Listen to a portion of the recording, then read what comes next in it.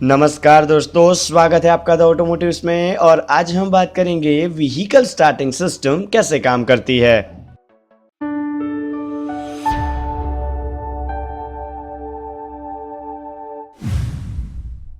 तो बात करते हैं स्टार्टिंग सिस्टम के फंक्शन की। तो व्हीकल को जब भी आप स्टार्ट करेंगे यानी कि क्रैंक करेंगे तो व्हीकल को स्टार्ट करने का जो काम है वो करेगी स्टार्टिंग सिस्टम।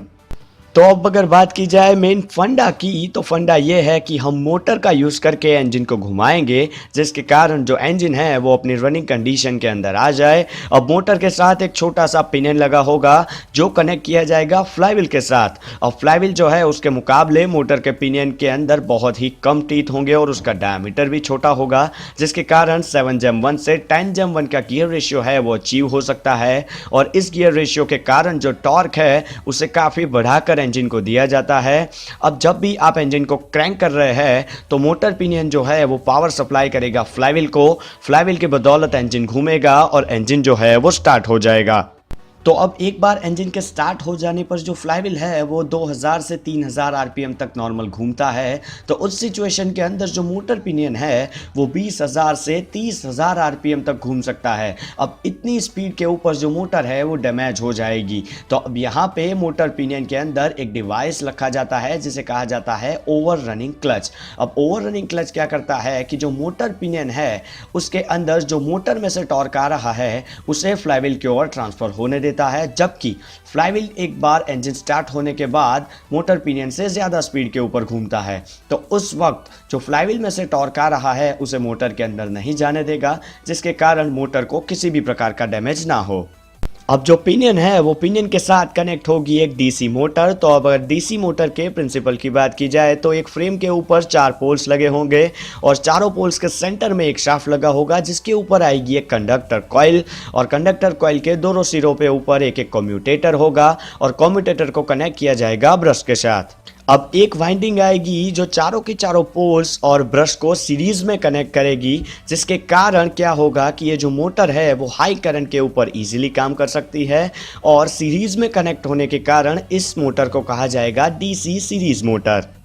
अब जब भी इस वाइंडिंग के अंदर से डीसी करंट पास होगा तो जो चारों के चारों पोल है वो बन जाएंगे इलेक्ट्रोमैग्नेट और जनरेट करेंगे एक मैग्नेटिक फील्ड। अब वो मैग्नेटिक फील्ड एक कंडक्टर कॉइल कट करेगी, यानी कि राइट हैंड रूल के मुताबिक कंडक्टर कॉइल के ऊपर एक टॉर्क जनरेट होगा। अब ये जो टॉर्क है उसकी इंटेंसिटी मैग्नेटिक फील्ड की इंटेंसिटी के ऊपर डिपेंड है, यानी कि हाई करंट होने पर हमें हाई टॉर्क आउटपुट के अंदर मिल सकता है। तो अब बात करते हैं एक्चुअल स्टार्टिंग सिस्टम के कंस्ट्रक्शन की। तो जो बैटरी है उसका नेगेटिव एंड अर्थ कर दिया जाएगा, जबकि पॉजिटिव एंड जो है वो सीधा जाएगा इग्निशन स्विच के अंदर। वहां से वो आगे जाएगा न्यूट्रल स्विच के अंदर। अब न्यूट्रल स्विच में से आगे उसे कनेक्ट किया होगा स्टार्टर मोटर असेंबली के अंदर जो सोलेनॉइड है उसके वाइंडिंग के साथ। और वाइंडिंग का जो दूसरा सिरा है उसे अर्थ कर दिया जाएगा ताकि वो बैटरी के साथ अपनी सर्किट कंप्लीट कर सके। अब जो सोलेनॉइड है उसके साथ 2 हाई टेंशन कॉन्टैक्ट होंगे जिसके साथ कनेक्ट होंगे 2 हाई टेंशन केबल। पहला केबल कनेक्ट होगा बैटरी के साथ, जबकि दूसरा केबल जो है वो डायरेक्ट जाएगा स्टार्टर मोटर के फील्ड वाइंडिंग के अंदर। अब जो फील्ड वाइंडिंग है उसके साथ सीरीज में कनेक्ट होगा ब्रश, और ब्रश का दूसरा सिरा जो है उसे अर्थ कर दिया जाएगा ताकि वो भी बैटरी के साथ अपनी सर्किट कंप्लीट कर सके। अब स्टार्टर मोटर असेंबली के जो सेंटर में एक शाफ्ट कनेक्ट होगा जिसके ऊपर माउंट होगा एक आर्मेचर जिसके अंदर नंबर ऑफ कंडक्टर कॉइल्स होंगे। उन कॉइल्स के साथ कनेक्ट होगा कम्यूटेटर्स जो कि ब्रश के साथ कनेक्ट होगा। आगे आएगा एक स्टार्टर मोटर पिनियन जिसके साथ ओवर रनिंग क्लच कनेक्टेड है और उसे ऑपरेट करने के लिए एक लीवर दिया हुआ होगा जो कनेक्ट होगा सोलेनॉइड से। अब पूरी असेंबली जो है वो बिल्कुल फ्लाईव्हील के पास माउंट की हुई होगी, यानी कि जब भी ऑपरेशन किया जाए तो फ्लाईव्हील के साथ स्टार्टर मोटर कनेक्ट हो सके। तो अब बात करते हैं सिस्टम के वर्किंग की। तो बैटरी का जो नेगेटिव टर्मिनल है वो सिस्टम के सर्किट्स को कंप्लीट करने का काम करेगा।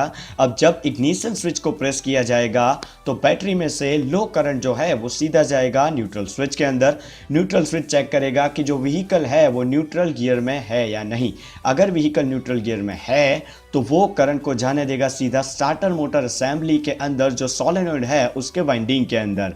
अब वाइंडिंग इलेक्ट्रोमैग्नेटिक फील्ड जनरेट करेगा, जिसके कारण जो सोलेनॉइड है वो कनेक्ट करेगा दो हाई टेंशन केबल को और उसी के साथ लीवर की मदद से जो मोटर पिनियन है उसे फ्लाईव्हील के साथ कनेक्ट कर देगा। अब सोलेनॉइड के द्वारा हाई टेंशन कॉइल क्लोज होने पर बैटरी में से हाई करंट सीधा सोलेनॉइड के कांटेक्ट थ्रू जाएगा जो मोटर है उसके फील्ड वाइंडिंग के अंदर, और फील्ड वाइंडिंग वहां पे एक मैग्नेटिक फील्ड जनरेट करेगी। वहां से करंट आगे जाएगा ब्रश के अंदर, ब्रश से ट्रांसफर होगा कम्यूटेटर में, और जितनी भी कंडक्टर कॉइल है वो करंट को कैरी करेगी। अब राइट हैंड रूल के मुताबिक जो मोटर है उसका आर्मेचर घूमेगा, जिसके कारण ओवर रनिंग क्लच जो फ्लाईव्हील है उसे टॉर्क पास करेगा, और फ्लाईव्हील के घूमने के कारण आपका जो व्हीकल है वो स्टार्ट हो जाएगा।